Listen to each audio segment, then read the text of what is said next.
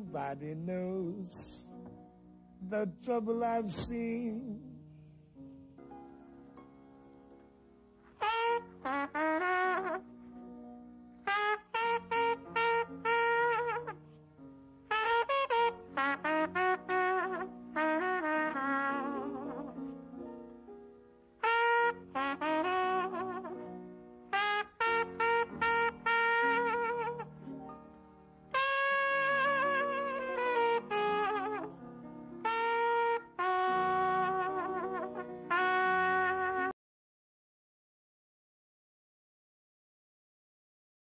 Provide a factual report, but ordered not. On November 12th, I and my constituents had the misfortune, and hundreds of families were ravaged by the crash of Flight 586.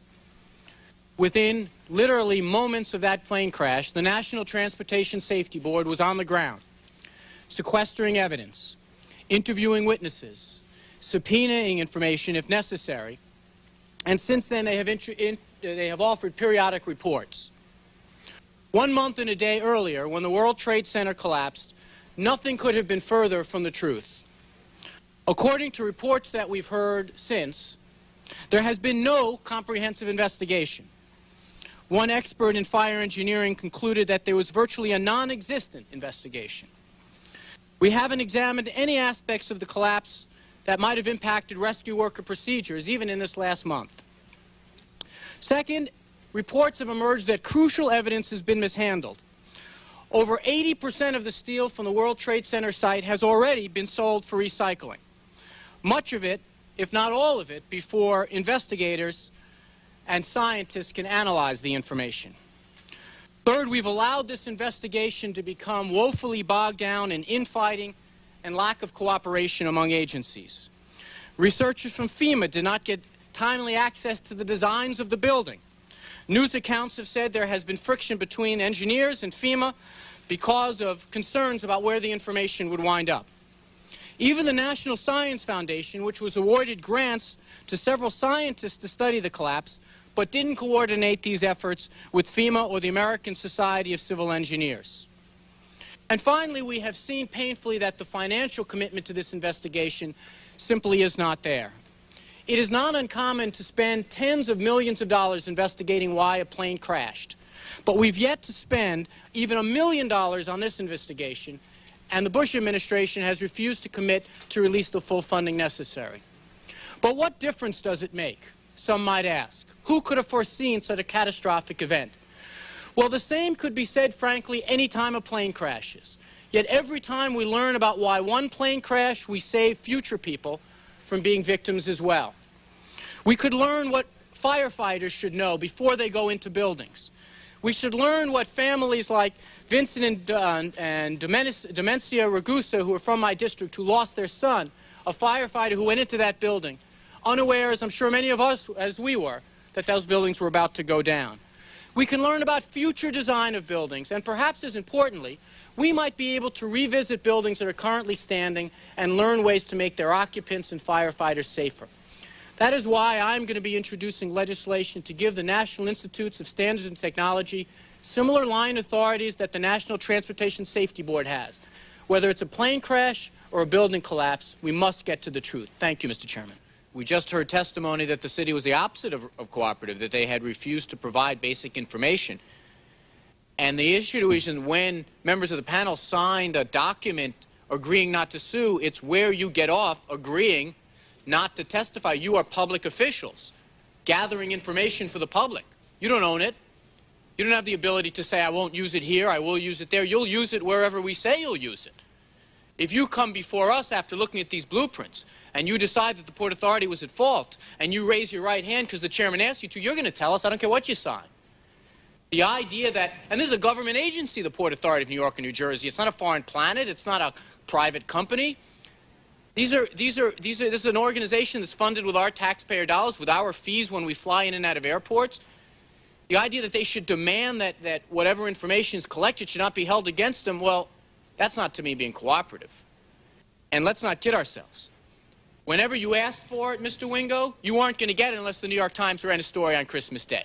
All right? Truth be told, that if a warrant for the fact that attention was called to this and bright light was shown on it, they would not have cooperated. To this day, I'd be surprised if you would have the blueprints that you needed. And to give you a sense of the importance of the blueprints so we all understand it, you know, if we're going to do an investigation of the strength or weaknesses of the trusses that firefighters speak so much about, well, you need the blueprints to find out where to even look, where you look in the rubble. And the idea that the city was cooperative, well, I'm not so sure. You know, the two things are not mutually exclusive. Recovering someone and examining the steel that might have been laying on top of them are not mutually exclusive. You can do that at Great Kills. You can do that on the truck before it's loaded onto the barge. You can do it on the barge. The idea that there was some level of cooperation, I have to tell you, the anecdotal record is replete with stories of people having cameras confiscated from them, being stopped at checkpoints. You're officials of the United States government. The idea that this should have to be a subject of a long negotiation over what information would be at your disposal, to me is most troubling. And I just think there's so much that has been lost in these last 6 months that we can never go back and retrieve. And it's not only unfortunate, it's borderline criminal. I believe that conspiracy theorists are going to have a field day with this. They're going to make the Warren Commission look like a walk in the park. Can any one of you gentlemen tell me who was in charge of amassing the steel and other debris as a result from the attack of September 11th on the World Trade Center? I'm not sure I understand fully your question. In other words, what entity was in charge of collecting, selling, or was disposing of material within 2 weeks of the actual event, or was it prior to that? It may have been prior to that. I'm not sure when the first decision was made on that, but I didn't find out. We didn't find out. Were you disturbed by that? By finding that out? Were you disturbed to find out that the city was actually disposing of or selling off we had material? Previously indicated that we definitely wanted to see the steel and select Did you or did FEMA or any other entity actually ask or tell the city of New York to cease and desist from disposing of that material?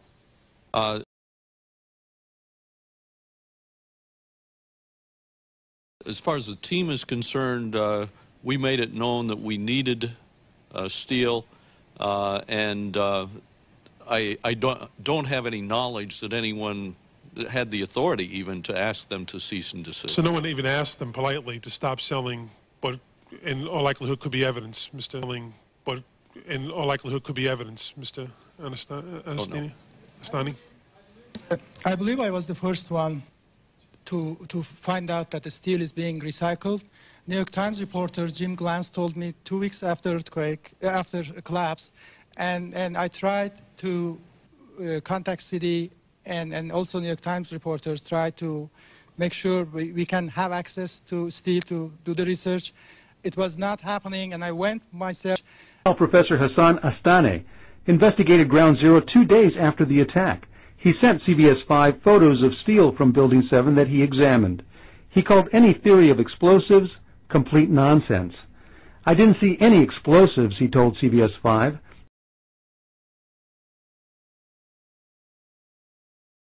Just evidence of an intense fire. He says gravity brought the building down because the bottom collapsed. Members of As regards the concave, the opposite concave faces, again, we see exactly that. One of them pushed inwards by the concussion of the explosion, and the other pushed inwards by the weld as it's been torn across. So C14 has one of its interesting features is this. Looks like a bullet went through there. I don't know if that's from being struck while standing or falling. Something with a lot of velocity went through there and flared that open. 9/11 was the greatest loss of life and property damage in U.S. fire history. This should have been the most protected, preserved, over-tested, and thorough investigation of a crime scene in world history. Sadly, it was not. What was it? Well, we know from their own admission, the majority of the evidence was destroyed. Like Richard said, 22 years of experience, I've seen a lot of crime scenes. I've never seen anything like this in my life. I was out at the site. I saw trucks leaving faster than anywhere I've ever seen, but accepted it at the time, and for years I accepted it because it was a recovery and rescue operation, and that's normal to have something like that going. Again, we never seen it. As far as connections go, this 56th floor section did exactly what one would hope. Connections were stronger than the material being joined.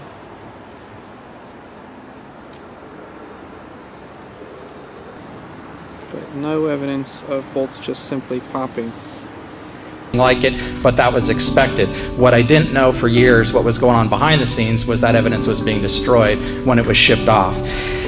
By their own admission, Tower 7 investigation, this investigation at Tower 7 had no physical evidence. How do you investigate a crime when you've destroyed all the evidence? It doesn't make sense.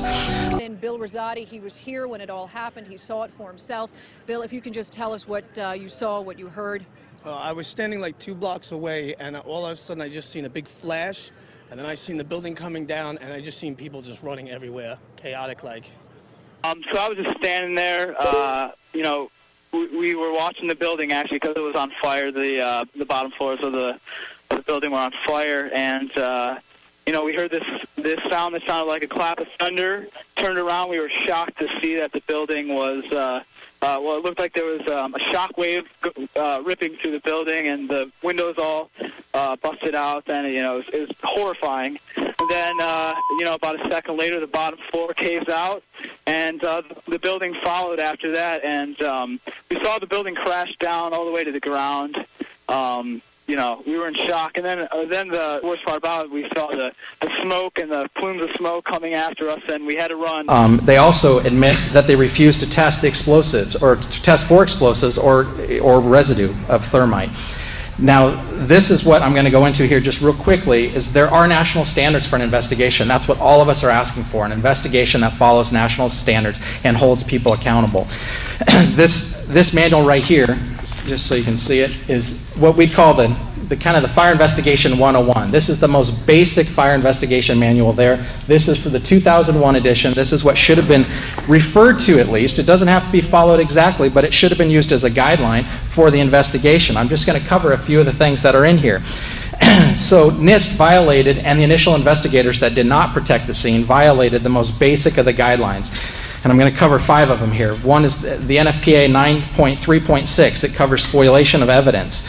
Specifically what it reads is, once evidence has been removed from the scene, it should be maintained and not destroyed or altered until the investigation is complete. The steel was melted down prior to the investigation. We know that from their own admission. This is no conspiracy theory stuff. 19.2.4, exotic accelerants. If on the scene you find melted steel or concrete, you should consider the use of exotic accelerants. And they specifically say in the manual, thermite mixtures produce exceedingly hot fires that can account for melted steel and concrete.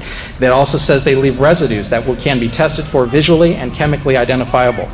Again, they did not test for it. And just put it in perspective, on a routine house fire, if we suspect even the slightest use of an accelerant, we're going to test for it when there's no fatalities, when there's very little property damage. So to not do it on this, there is absolutely no excuse. I can't drive that point home enough.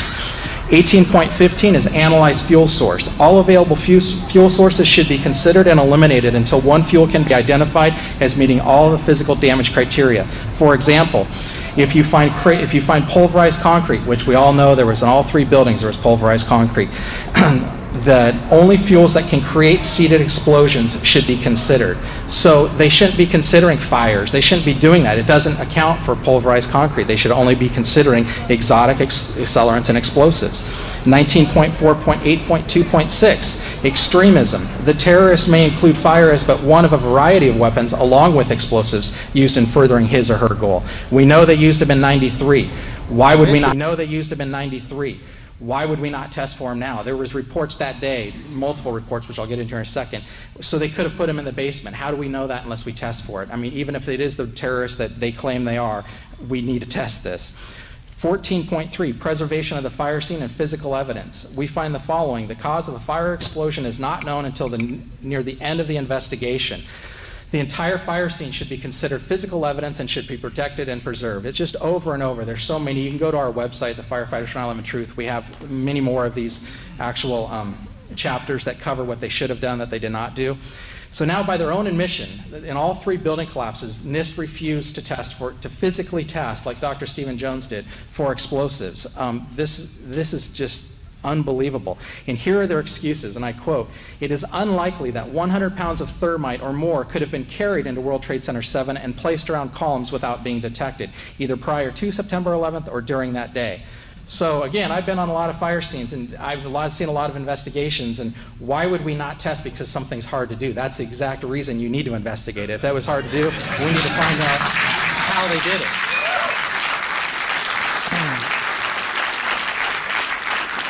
And number 2, NIST excuse. In addition, no blast sounds were heard on the audio tracks of the video recordings during the collapse of World Trade Center 7 or reported by witnesses. That's one of the excuses why they didn't test. Well, apparently they didn't read Chapter 18. 18 is the general definition of explosions. Although an explosion is almost always accompanied by the production of a loud noise, the noise itself is not, in big bold letters, an essential element in the definition of an explosion. The generation and violent escape of gases are the primary criteria of an explosion.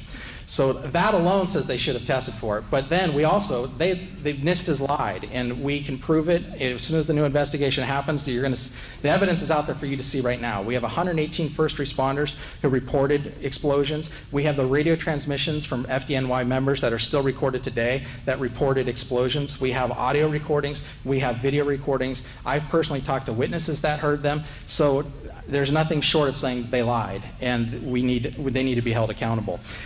And besides that, like I said, there is no excuse for not testing for explosives. And so at the very least, at the very best, even if you want to believe the official story, this was the most incompetent investigation of all time. And I've talked to a lot of investigators that were there, and I asked them the specific question, why did they refuse to test? They weren't the ones who refused, but NIST did. And they said, all they can answer is incompetence, or they tell me to shut up. They cannot give me any reason that follows national standards. So, but the reality, after all the research everybody here and the incredible people we're in the room with today have done, the reality is it was a criminal investigation to cover up the crime. So, just to finish,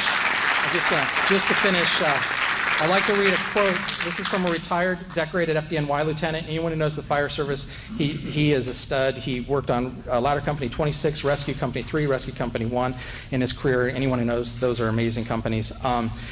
Here's his comment. Trade Tower 7 by itself is the smoking gun. Not hit by an aircraft with only a few relatively small fires, it came down in a classic crimp and implosion, going straight into its basement. Something only very precise demolitions can accomplish, which takes days, if not weeks, to prepare. The 9/11 Commission didn't even mention it, and FEMA actually stated they didn't know why it collapsed and left it at that. Brothers, I know that the above implications are hard, almost unthinkable, but the official explanation is utter nonsense, and 343 of our murdered brothers are crying out for justice. Yeah. Thank you. Thank you very much.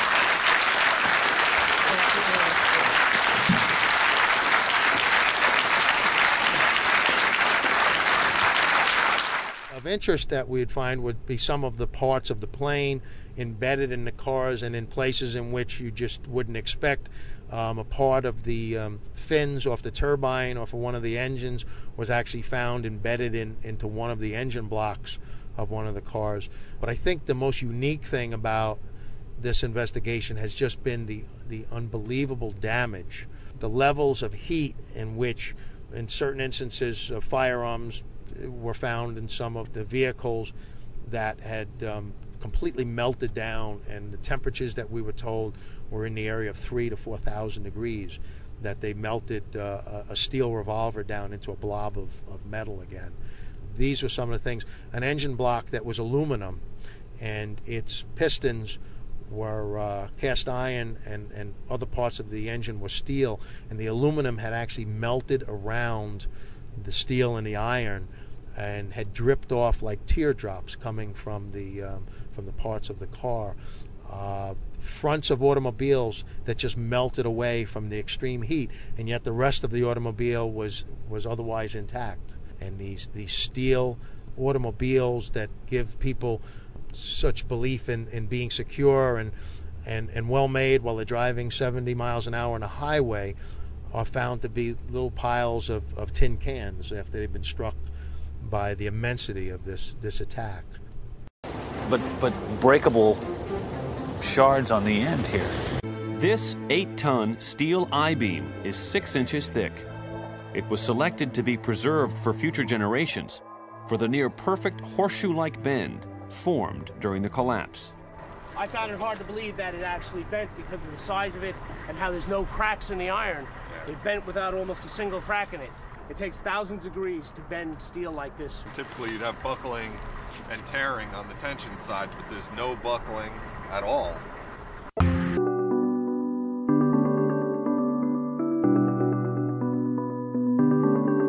This is a piece of steel that I found in the North Tower. It was down around basement 4. There was 6 levels of the World Trade Center. Of the box beam was melted like stalactites and stalagmites. So it was tremendous heat that melted these big, huge box beams where the steel was just dripping onto each other and stacking up. So I snapped a piece of it off just to show other people how hot the World Trade Center site was.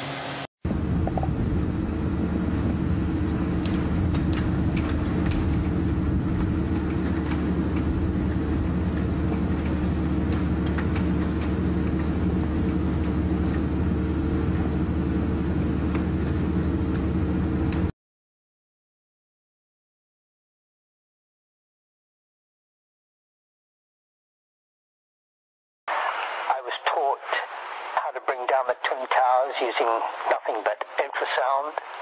Really?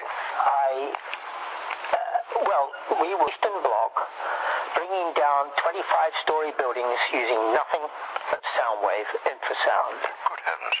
And I did discuss this recent years with a Professor Francie, who remarked, and don't, this, that, and the other thing with respect to that 9/11 fast that we saw. And of course, we all know that Michael Meacher, who was a cabinet minister, was removed from office because he publicized the fact that he had read, word for word, what was to happen to the Twin Towers 3 years before the event. 3 years before the event? 3 years before the event.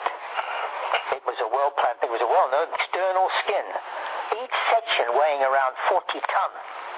It behaved exactly the way it should have done had it been influenced by infrasound, which is what I witnessed with the training that I was doing in the mid-60s, watching what the Brits, the Russians, and the Americans had been doing in Eastern Europe back in the late 50s. Look at it, you will see that the corner of this building, which is way distant from the Twin Towers positioning, 3 of its floors are torn apart on the corner. Now, there was no way that material from the Twin Towers could have flown out and struck that building. Not at all. So, in my discussions, arguments with Professor Francie, I said that as far as I was concerned, that infrasound influence upon those buildings was satellite-based. And, of course, his remark to me was, well, how could that be, Dean? He said, we couldn't have anything from space coming in by way of sound wave, infrasound, or anything. I said, yeah, but it could be electromagnetic, and then it's transposing itself as it gets within our atmosphere. The thing here, to understand, conventional thinking would have to have applied, but this building is the telltale that that was not struck by debris from one of the Twin Towers, and so what influenced it to be broken apart? And the thinking for me was that it had to have been some form of infrasound that was played on a large area in which the Twin Towers occupied. And Professor Francie was quite taken with that idea, went along with it, although one hasn't ever had the opportunity of proving such. There's questions to ask like, why were over 1,000 bodies completely unrecoverable? From a gravity-driven collapse, we know that in an earthquake, people are dug up alive for days afterwards. Bodies are found in gravity-driven collapses. In this one, over 1,000 bodies, no trace whatsoever, no DNA trace. Where did they go? Bombing the city. Boom, boom, that's all I heard. Because there were these explosions. Boom, boom, boom. Boom, boom, that's all I heard. One after the other.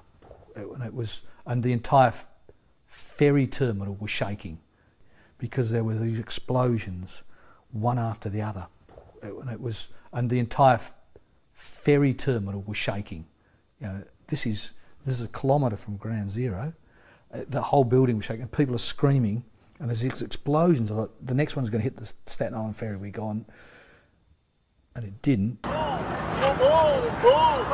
out of the World Trade Center at this moment. Pouring out of the World Trade. Pouring out of the World Trade. Also closed down. Let's go to 1010 Winds reporter Eileen LaPalmer. She is at City Hall. Eileen?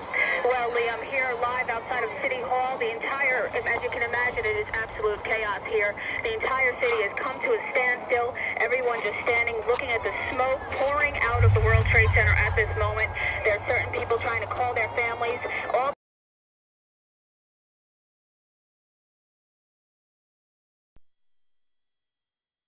it was exploding. Was it like, first was it like, and then it exploded? Huge explosion. Everyone's running in the other direction.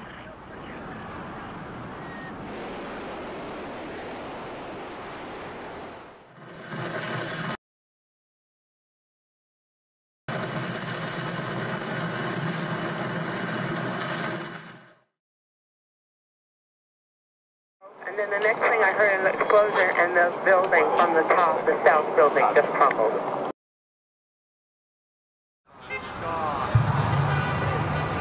That's the building? Yeah. People don't understand. There may be more. Any one of these fucking buildings can blow up. This ain't done yet. Nothing no more worse than this. You're in the building trying to help people, and it's exploding on the inside the building. So I don't think it can get any worse than this. We were in the building for the third one. It collapsed. I was on this drive here for the other one. Just trying to find anybody.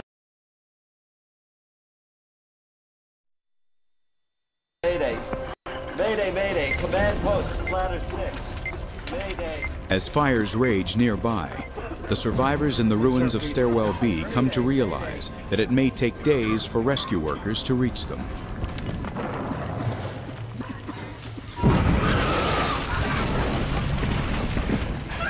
At one point, we had an explosion that came by that was pretty close, and it shook the stairway.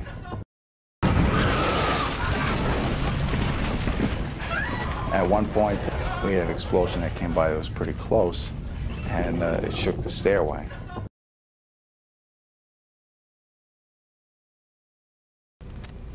Now, how did you get hurt, James?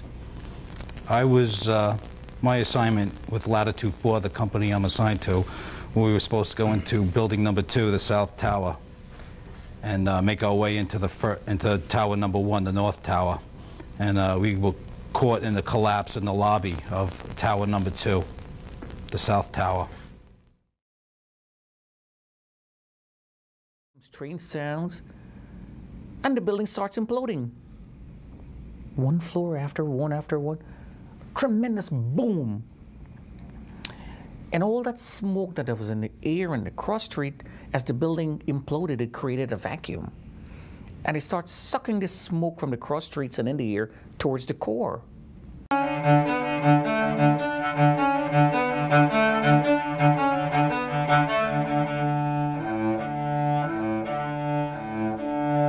Created a vacuum. And it starts sucking this smoke from the cross streets and in the air towards the core.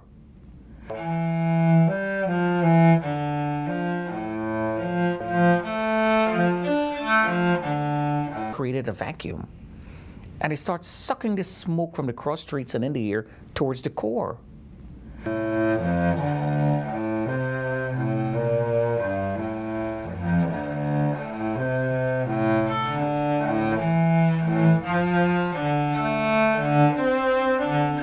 And they're bombing the financial area. I gotta go save my wife. And I can't rationalize it in my head. And the first time in my life I became angry. I mean, really, really, really angry. Nobody knows but Jesus. Nobody knows the trouble I've seen.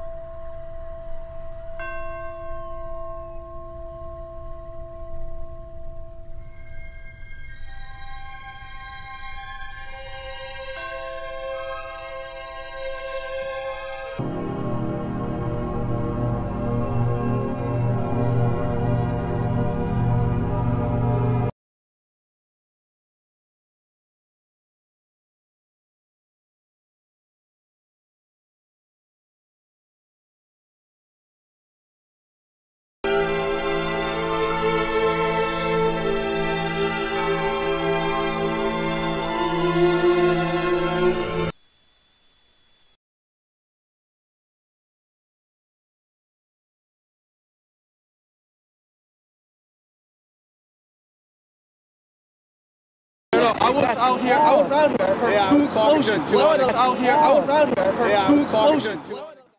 I was out here. I was out here. I heard two explosions. I was out here. I was out here. I heard two explosions.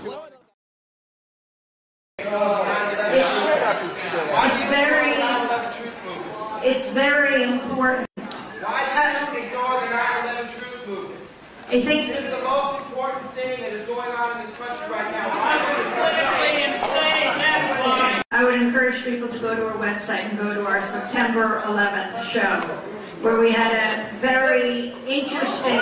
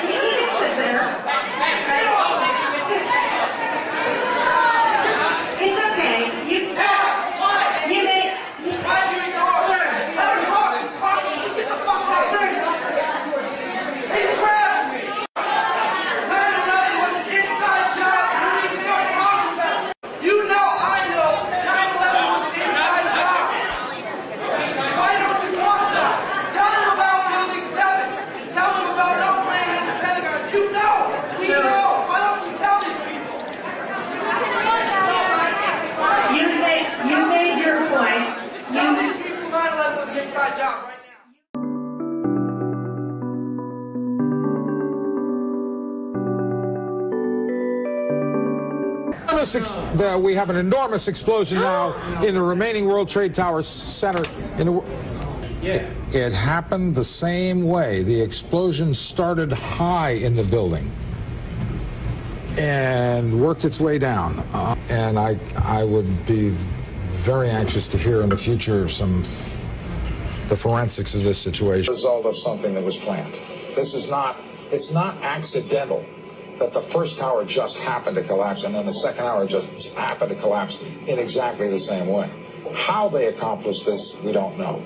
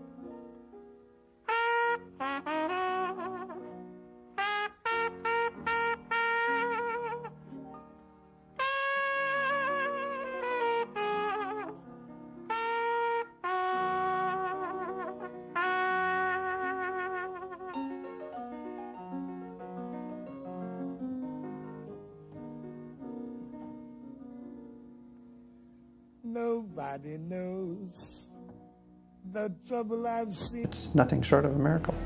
No scientific explanation, because when that building was coming down, the force of gravity was working against them and their odds of survival. So it's nothing short of a miracle. Also taught us that most buildings are made of air. Most of the building is made of air. Yeah, the reason why it went into free fall is, of course it went into free fall. The building is empty, for God's sake. Ships are empty. Right. Yeah. Most of the building is made of air. Yeah, the reason why it went into free fall is, of course it went into free fall. The building is empty, for God's sake.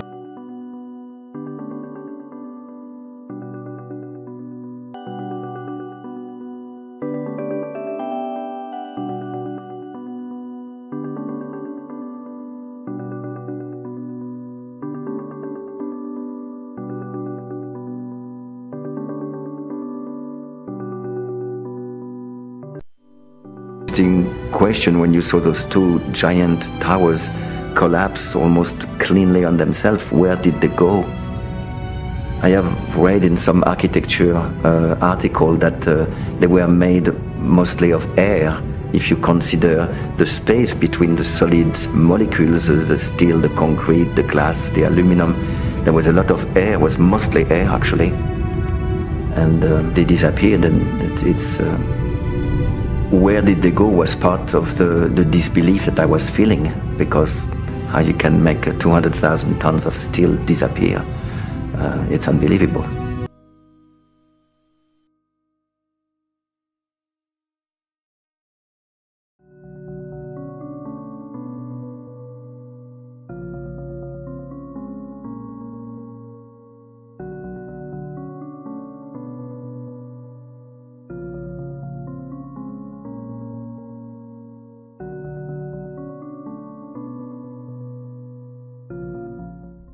It looks like a meteorite, and nobody knows which tower it came from, says Charles Gargano, vice chairman of the Port Authority of New York and New Jersey, which owns the hangar and the Trade Center site.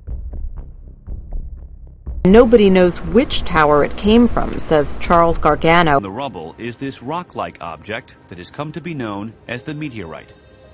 It's this fused element of steel, molten steel and concrete and all of these things all fused by the heat into one single element. And almost like a chunk of lava from Kilauea or Iceland, where they're very sharp but breakable shards on the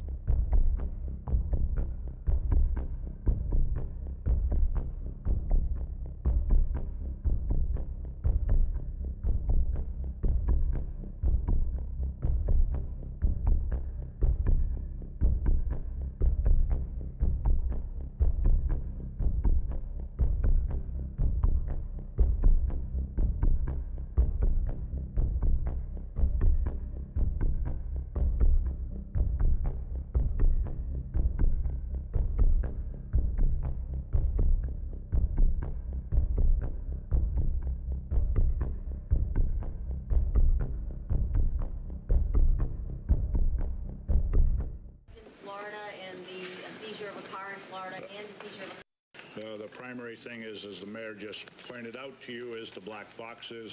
We're working with the city, but again, that's going to follow the search and rescue, ongoing intensive investigation. That's all I have at this time. Can you say anything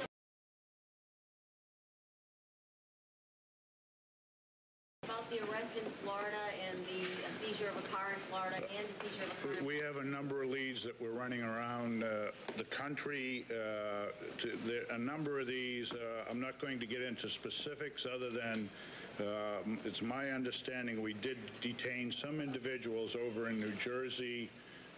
Essentially, we are finding out that is not all that relevant at this particular point in time, but I'm going to limit my comments. That is going to any of the investigators.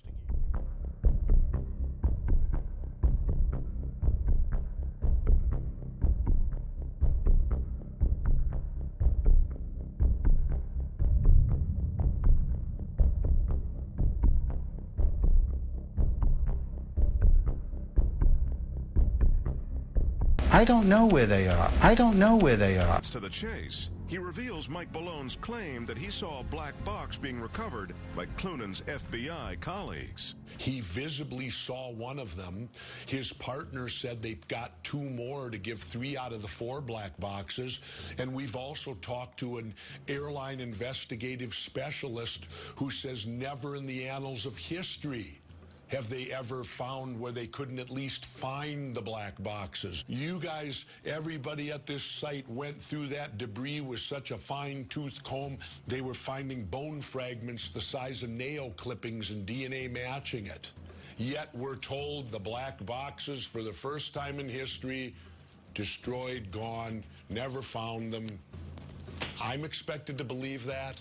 All right, well, you believe they? I don't know where they are. I don't know where they are.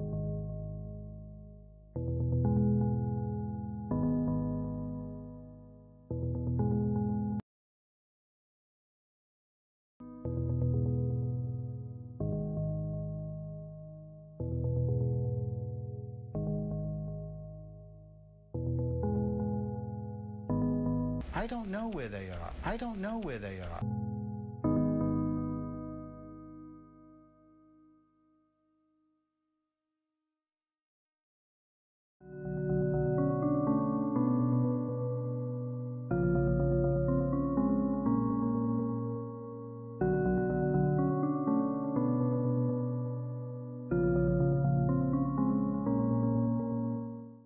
I don't know where they are. I don't know where they are.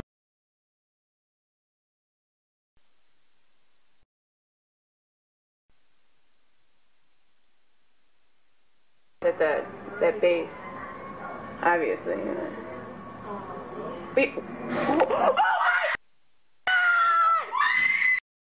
I caught out of my eye an airplane.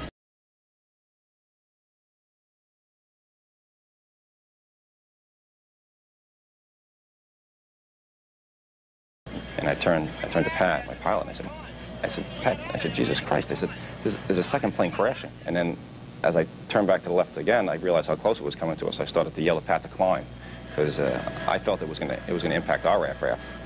So we climbed.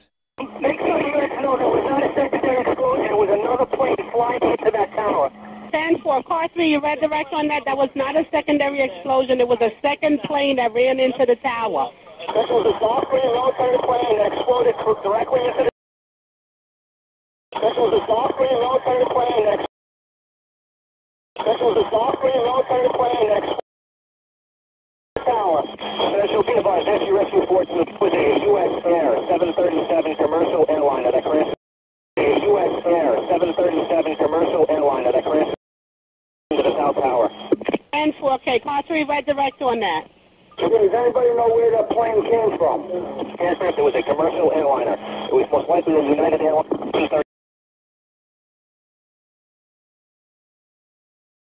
Most likely a United Airlines 237. You want to go.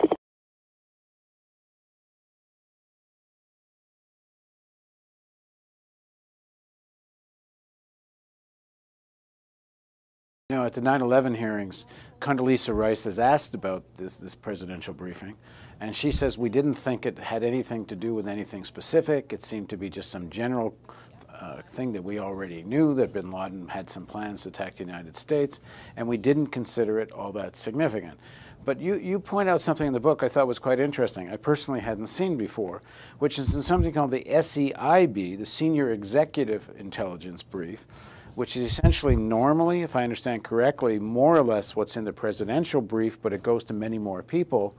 That whole memo on bin Laden has been taken out. Well, if they consider it so not of any great significance one way or the other, why on earth would they take it out? One explanation would be that they didn't want there to be a broadcast of the possibility that we might be under specific threat of terrorists using airplanes. Part of the broader strategy of reducing the people in the United States' knowledge and anxiety about what might be occurring. Or it could have just been a judgment by the people who convert the presidential daily briefing, which goes to a very small group, into the executive briefing, which goes to several hundred, if not thousand people, that this was not an appropriate item to make as broadly available.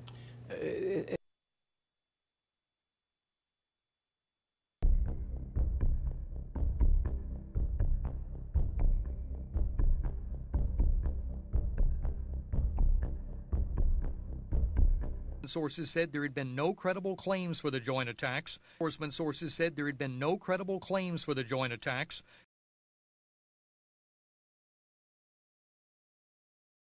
The vice president, who you may remember, was placed in charge of a domestic terrorism study group within the White House to monitor and develop plans to deal with a catastrophe of just this kind. And his regime. A 76-page white paper circulating for a year and arguing for an aggressive U.S. foreign policy suddenly gained new relevance. In the blueprint, it says the process of transformation is likely to be a long one, absent some catastrophic and catalyzing event like a new Pearl Harbor. Was 9/11 your Pearl Harbor? Process of transformation is likely to be a long one, absent some catastrophic and catalyzing event like a new Pearl Harbor. Was 9/11 your Pearl Harbor?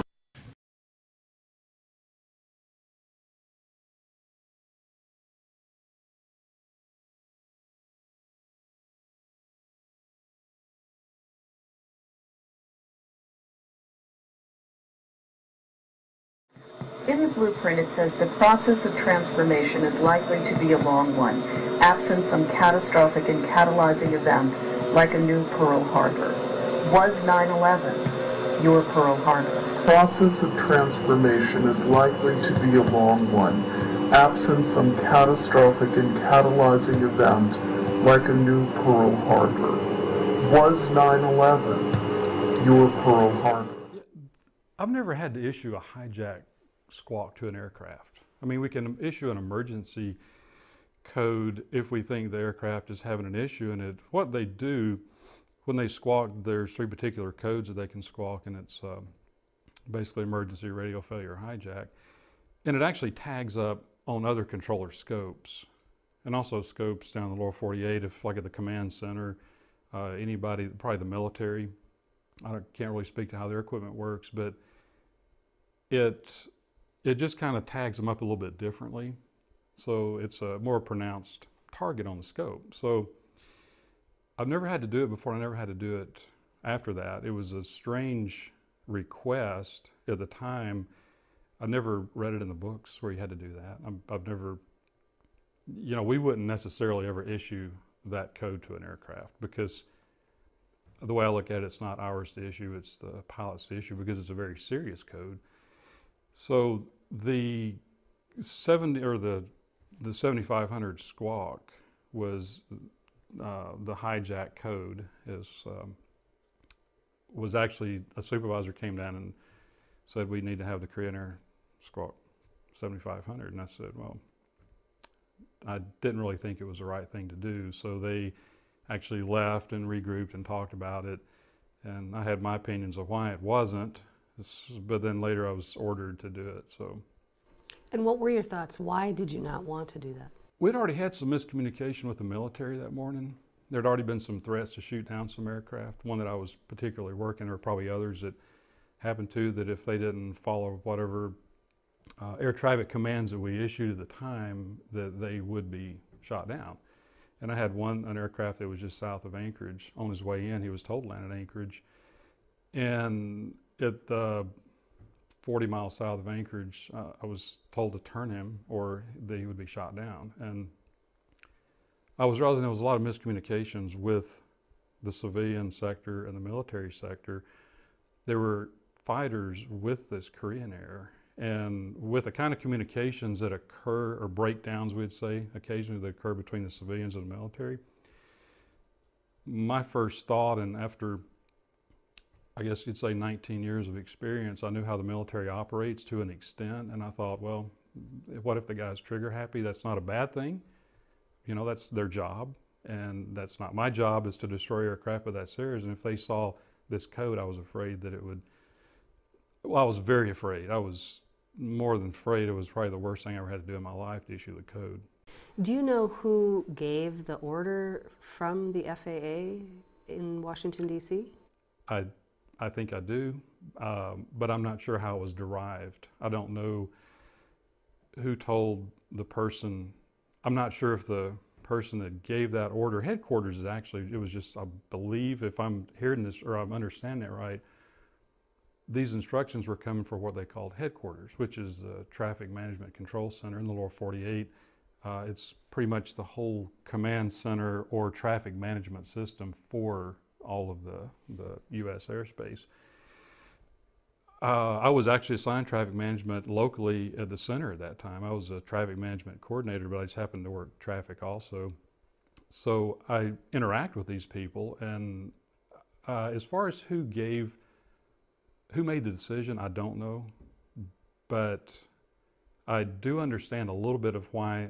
I understand why they wanted to do this, and my thoughts, I explained about what my concerns were, but I believe the concerns of management were more, they wanted everybody to see the aircraft. They wanted the military to be aware of it. They wanted this, this aircraft to brighten up on their scope, so to speak, or become very prominent so they could find it and track it. And I thought in the back of my mind, that must be why they're wanting to do it, but it's really not the right thing to do. So yes, it came from the Traffic Management Center. I think is what they were calling headquarters, from the best I could tell. I never asked anybody. I really didn't want to know at the time. Do you think the order came from headquarters, what you're referring to as headquarters, or do you think it originated farther up the chain of command than from them? What little bit I've read, and I haven't listened to tapes, I just read a few logs that were publicly available, and I really can't determine who gave the order. So it could have been within the headquarters, it could have been outside. Everything would be speculation for me, but from what I read, it almost looked like it was determined locally at what we call headquarters, but there could have been outside, pressure to have this aircraft squawk a code that would be recognizable, where he would actually be more prominent on displays for, any military personnel or any personnel at any point that had access to the radar data we were looking at. So, yeah. You were a commercial pilot before you were an air traffic controller for 25 years. Can you ever imagine a circumstance where it would seem appropriate for an air traffic controller to order a jet, a jet full of passengers to squawk that they have hijackers on board, especially in light of the fact that they're being escorted by F-15s? No, it's absolutely, that was the problem I was having with it. I could not fathom any scenario that would really warrant that to happen. Management, on the other hand, I'm not sure what their experience is. The people, calling the shots will say. I don't know what experience they had, but I have ground experience, and that's what I was drawing from as a pilot, as a controller for a while. Understand interactions between military and civilian sectors and how breakdowns can occur and accidents can happen. That's what I was looking at, the whole picture. I wasn't,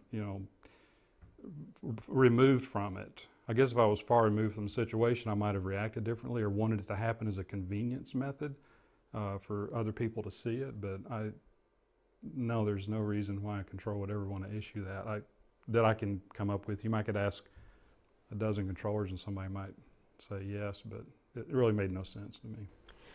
Looking back now, nearly 10 years, why have you decided to speak out about this now?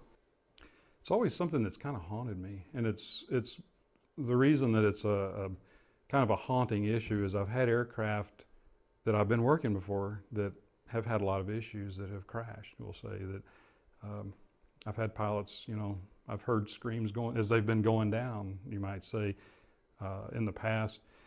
But all those were beyond my control. I didn't issue direct orders. I didn't tell someone to do something that could result in the destruction of their aircraft. My job was for safety and to make sure the flights were moved safely and efficiently. That's what an air traffic controller does. In my opinion, what I had to do was something that could have resulted in a big accident. And that's why I actually did not issue it when I was first told to. There was a delay in the time that the order was issued to have this aircraft squawk the code, and it occurred because I refused to do it. And I explained to the supervisors that were there why I was explaining to do it. And when they came back, I was ordered to do it. I realized somebody was going to do it. I didn't like people doing my dirty work, and I knew they were going to get somebody to do it. So under the threats, I did it. And that's why I've been, it's just a haunting thing. So occasionally, once a year, I'll go search and see if anybody even cared about what happened to that flight. So.